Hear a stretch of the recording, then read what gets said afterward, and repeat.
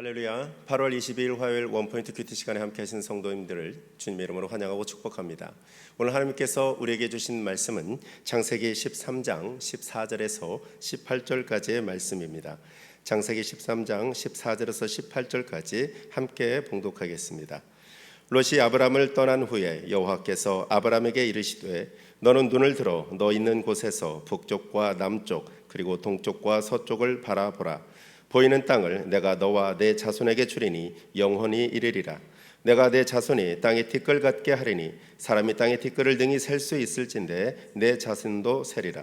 너는 일어나 그 땅을 종과 횡으로 두루 다녀보라. 내가 그것을 내게 주리라. 이 아브람이 장막을 옮겨 헤브론에 있는 마므레 상수리 숲에 이르러 거주하며 거기서 여호와를 위하여 제단을 쌓았더라. 아멘. 이 시간 눈을 들어 바라보라라는 제목으로 담임 목사님께서 큐티 인도해 주시겠습니다. 할렐루야. 자, 오늘 우리 8월 22일 창세기 13장 14절에서 18절 말씀 보면은 아브라함 조카 롯을 떠나보내고 난 다음에 아브라함은 그와 반대로 향하여 갑니다. 그가 처음에 갈대아 우르를 떠날 때 경험했던 갈 바를 알지 못하고 나갔다. 그러나 갈 바를 알지 못하는 건 아브라함 입장이고 하나님은 그를 불러내셨고 그에게 완전한 계획을 하신 거예요. 우리 인생에 하나님의 인도를 받을 때 지방에서 서울로 오고 서울에서 해외로 갈 때 때로는 여건 때문에 상황 때문에 환경 때문에 떠날 때도 있어요. 실패자의 마음을 안고 떠날 때도 있고 부푼 꿈을 안고 떠날 때도 있어요. 그러나 우리 인생의 여정에는 하나님의 개입이 있는 거예요. 그런데 오늘처럼 아브라함처럼 분명한 동기가 조카 롯을 먼저 살려주고 양보하고 하나님에 대한 기대감을 안고 떠나는 이것은 믿음의 길입니다. 하나님이 오늘 그 아브라함에게 그의 그대심을 보여줍니다. 14절 보십시오. 롯이 아브라함을 떠난 후에 참 이 말이 참 저는 은혜가 됩니다. 왜냐하면 롯은 아브라함과 함께 있을 때 하나님의 놀라운 은혜를 받을 준비가 되어 있잖아요. 믿음이 없는데 어떤 준비도 되어 있잖아요. 욕심만 있어요. 아브라함은 하나님을 경외했습니다. 집 떠나서 베델과 아이 사이에서 제사를 드렸고 애굽에 내려가서는 제사가 없었지만 다시 돌아와서 제사를 하고 있고 이미 벌써 아브라함은 믿음의 성숙을 경험하고 있어요. 자, 복은 믿음의 사람이 받는 것이지 믿지 않는 자에게 주는 복이 아닙니다. 하나님의 생명의 말씀은 개와 돼지에게 던지는 법이 없어요. 왜요? 알지 못하고 귀한 줄 모르고 받을 줄 모르기 때문에. 받을 줄 알고 귀한 줄 알고 감사할 줄 아는 존재, 영적인 것을 영적으로 귀히 여기는 존재, 하나님의 것을 가장 귀하게 여기는 존재. 그 사람에게 하나님은 거룩한 소통을 하는 거지 누구한테 그런 것을 하나님이 건네주겠습니까? 그래서 아브라함이 홀로 있을 때 하나님이 나타나시는 거예요. 여호와께서 아브라함에게 이르시되 너는 눈을 들어. 롯이 눈을 들어 봤던 그곳은 자의적으로 눈을 들었다면 하나님이 눈을 들어 보게 하는 그 땅은 하나님이 준비했던 약속의 땅입니다. 북쪽과 남쪽 그리고 동쪽과 서쪽을 바라보라. 동서남북을 바라보라는 것이죠.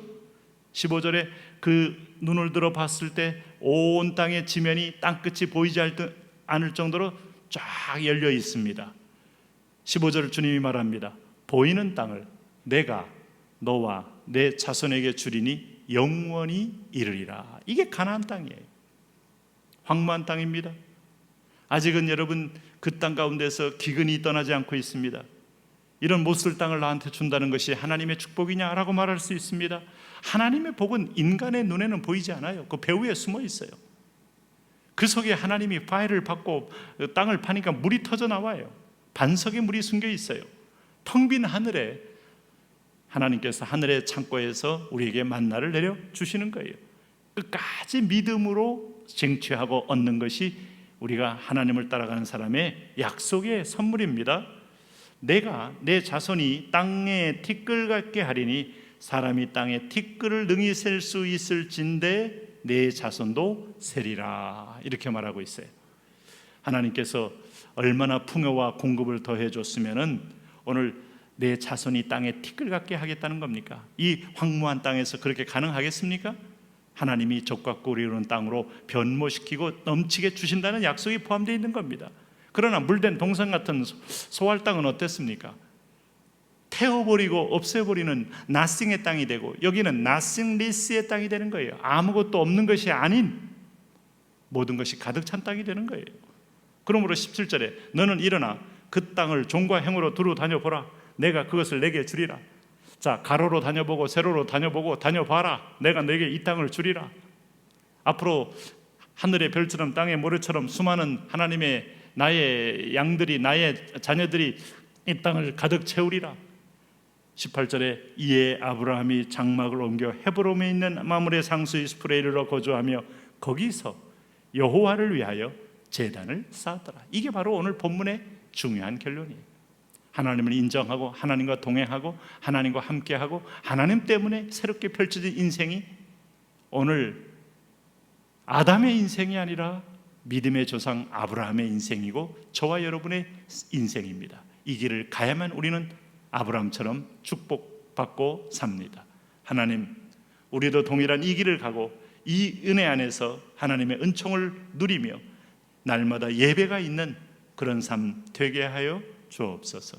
예수님 이름으로 기도합니다. 아멘.